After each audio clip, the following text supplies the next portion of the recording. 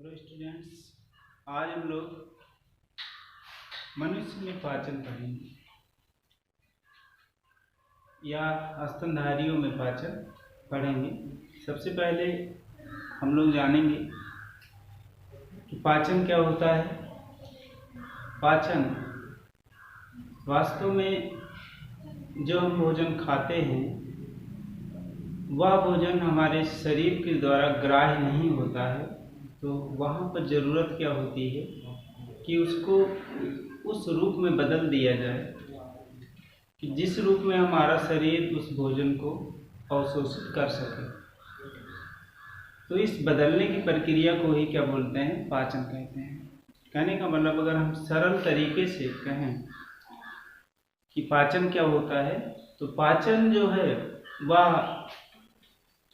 जटिल भोजन को सरल भोजन में बदलना, जटिल भोजन को सरल भोजन में बदलने की जो प्रक्रिया है वही प्रक्रिया कहलाती है पाचन।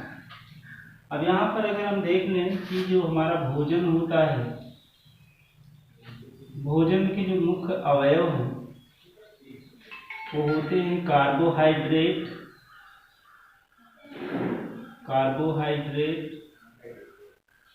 प्रोटीन, फैट या वसा, इसके अलावा खनिज लवण,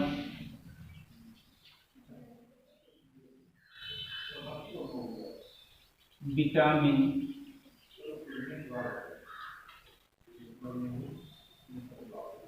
जल। तो भोजन में हमारे ये सभी चीजें उपस्थित होती हैं।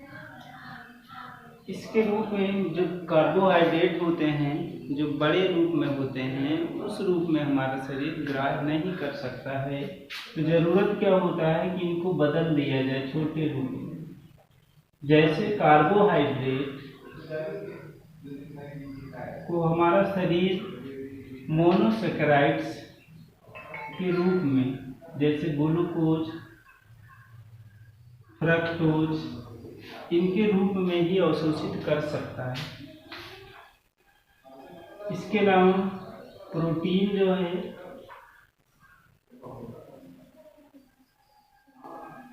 उसको अमीनो एसिड, अमीनो अम्ल, वसा को वसीय अम्ल, इनके फॉर्म में ही, इसी रूप में ही अवशोषित कर सकता है। तो यहाँ पर ये जो फूड है ये जटिल है, इसके रूप में शरीर ग्राह्य नहीं कर सकता, अवशोषित नहीं कर सकता है। जबकि ग्लूकोज, अमीनो अम्ल, वसीय अम्ल ये क्या है, सरल भोजन है। तो यही प्रक्रिया पाचन कहलाती है, यानी कि इन भोजन में मिलने वाले अवयवों को इस रूप में बदलना ही क्या कहलाता है, पाचन कहलाता है।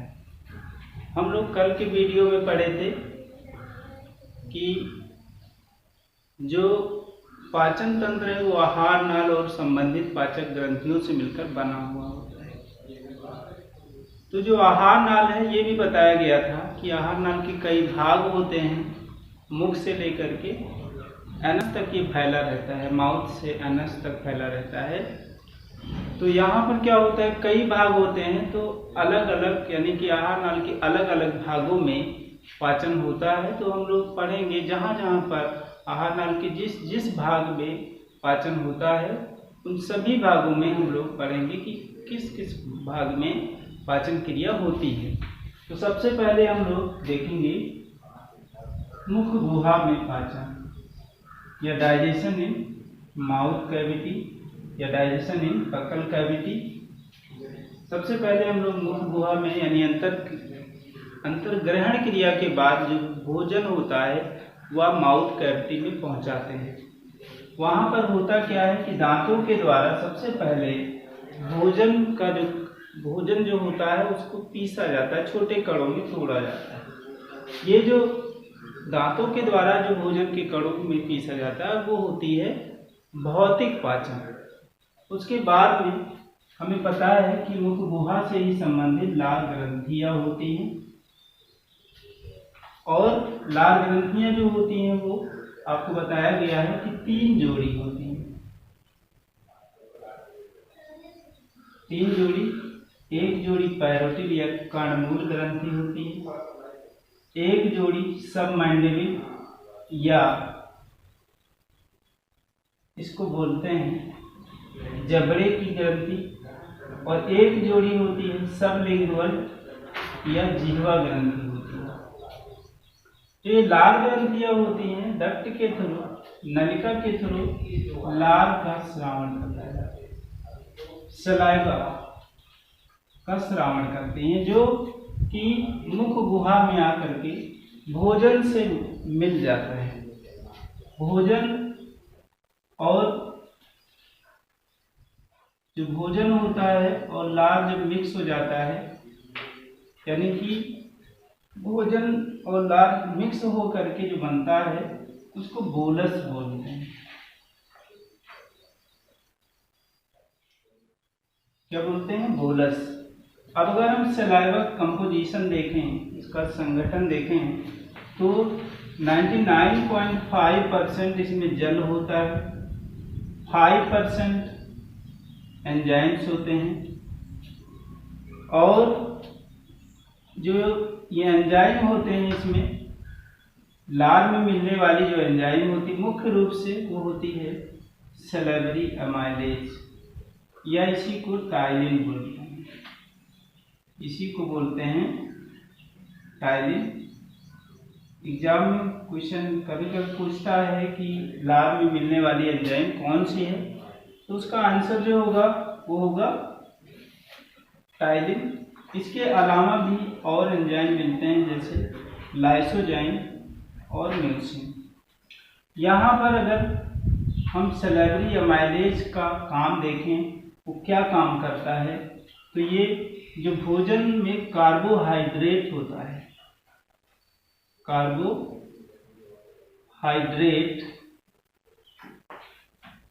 कार्बोहाइड्रेट अगर हम देखें यहाँ पर कार्बोहाइड्रेट जो कि मंड के फॉर्म में होता है, उस मंड को ये माल्टोज में बदल देता है, माल्टोज में ये बदलता है, यानी कि इस सलाइवरी एमाइलेज एंजाइम ही इस मंड को इसमें बदलता है।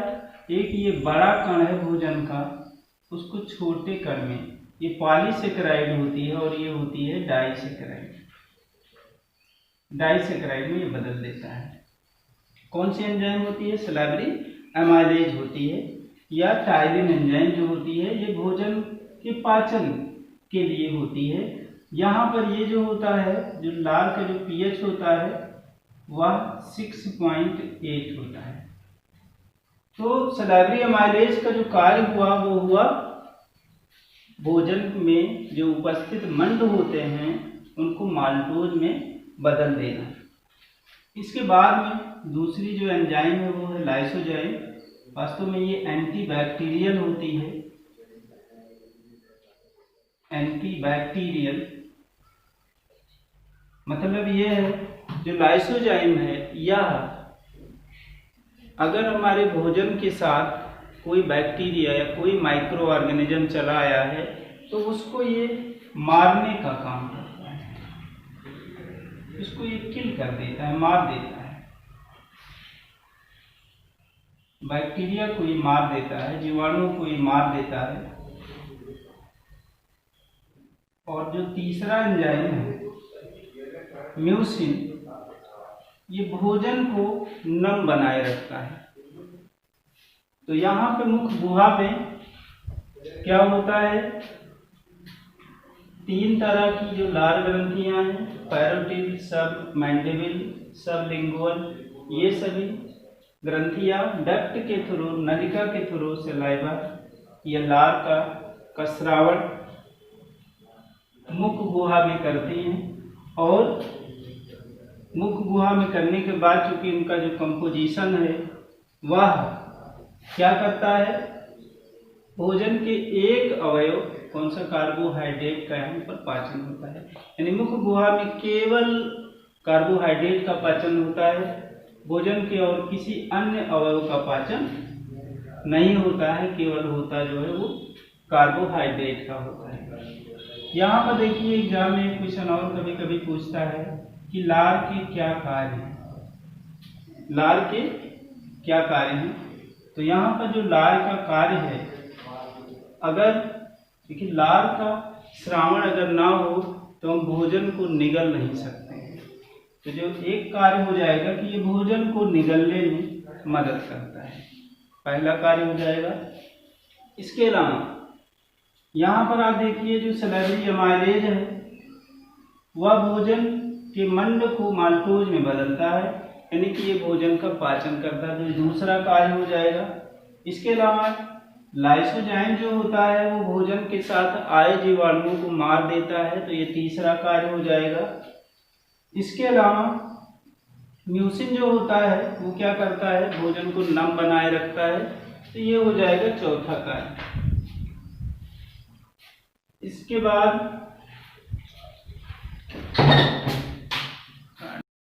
हम लोग आहार नाल के अगले भाग में डाइजेशन पढ़ेंगे। जैसा कि आप सभी लोगों को पता है, मुख गुहा के बाद जो आहार नाल का जो भाग होता है वो होता है ग्रसनी।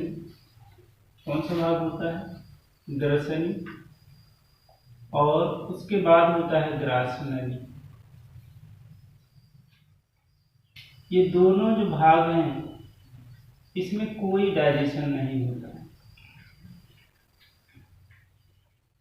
ये दोनों भाग केवल भोजन यानी कि जो बोलस है, बोलस को अगले भाग में यानी आमाशय में पहुंचाने का कार्य करते हैं। तो हम लोग अब पढ़ेंगे आमाशय में पाचन। आमाशय में पाचन आपको कल बताया गया था, जो आमाशय है वो जे शेप का होता है।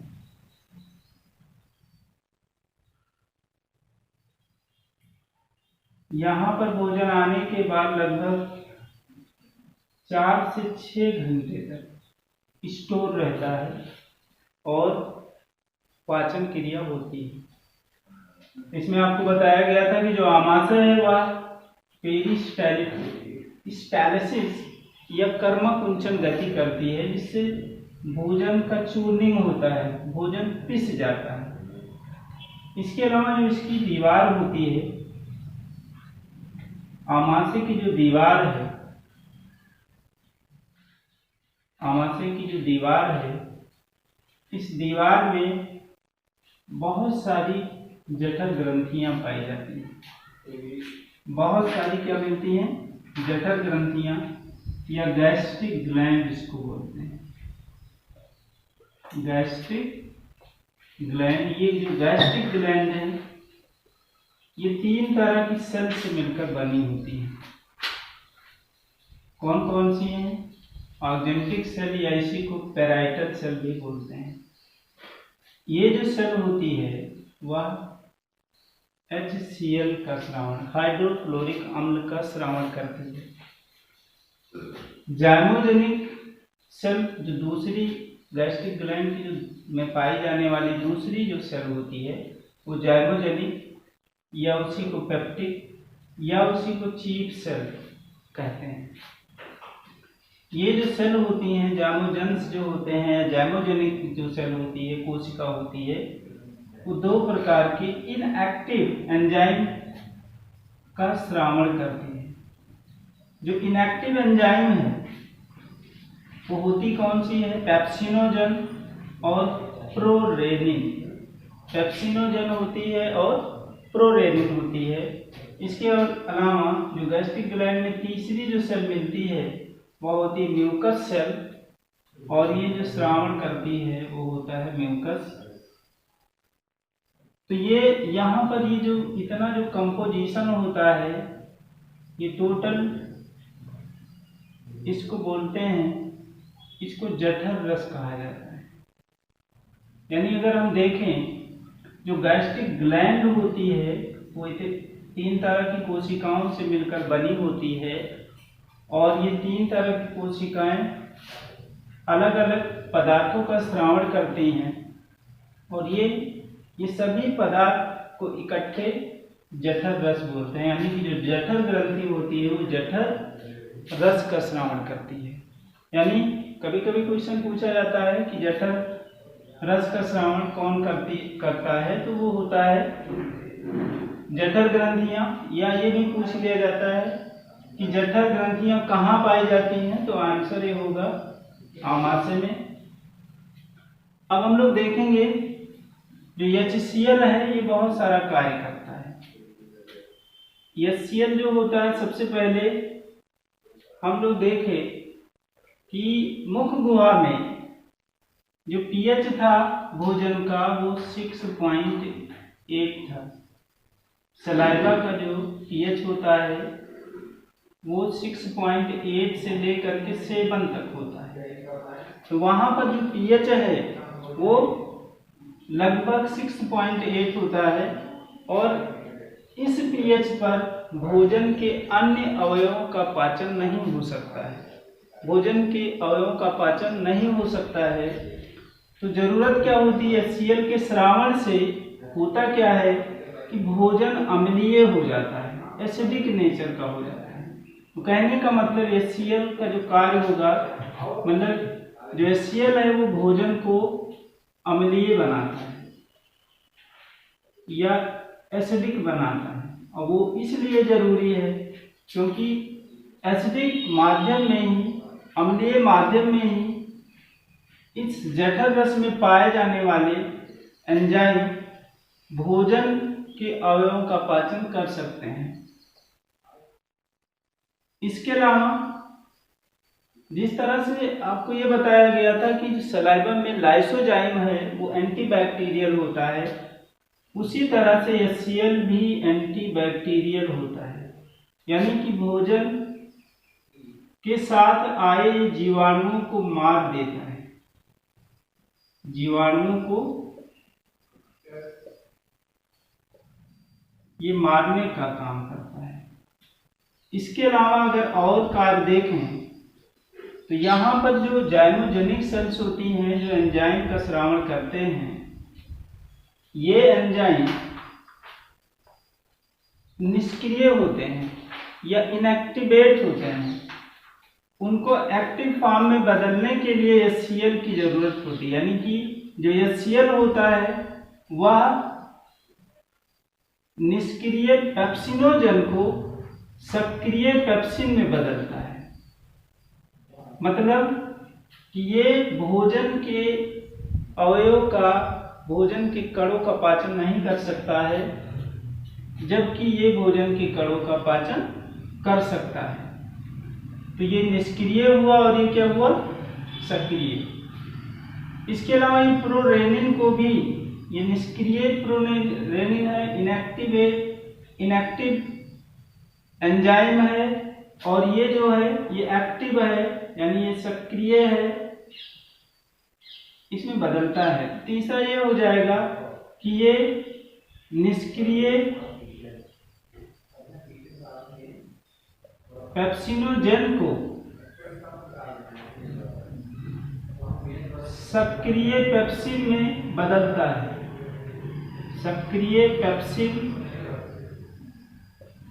में ये बदलता है। तो HCl के कार्य एग्जाम में लिखने को आता है कि HCl के 2 कार्य, HCl के 3 कार्य लिखिए, तो आराम से इससे लिखा जा सकता है।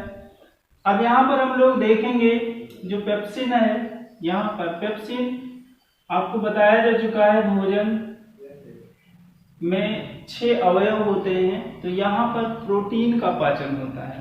आमाशय जो होता है ये मुख्यतः प्रोटीन के पाचन के लिए होता है। तो यहाँ पर जो प्रोटीन है, ये पेप्सिन एंजाइम प्रोटीन को प्रोटियोजेज और पेप्टोन में तोड़ने का काम करता है। प्रोटीन बड़ा कण होता है और उससे छोटे जो कण होते हैं वो प्रोटियोजेज और पेप्टोन्स होते हैं। तो ये पेप्सिन प्रोटीन को इनमें तोड़ देता है।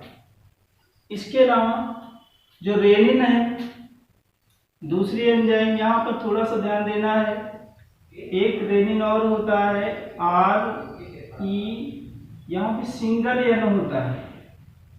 ये रेनिन एक हार्मोन की तरह कार्य करती है जो कि किडनी के द्वारा ये स्रावित होती है। और ये जो रेनिन है जहाँ पे डबल N होता है वो एक एंजाइम है।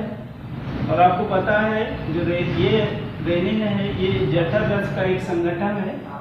तो ये जो है ये मिल्क में पाई जाने वाली, दूध में पाई जाने वाली ये दुग्ध प्रोटीन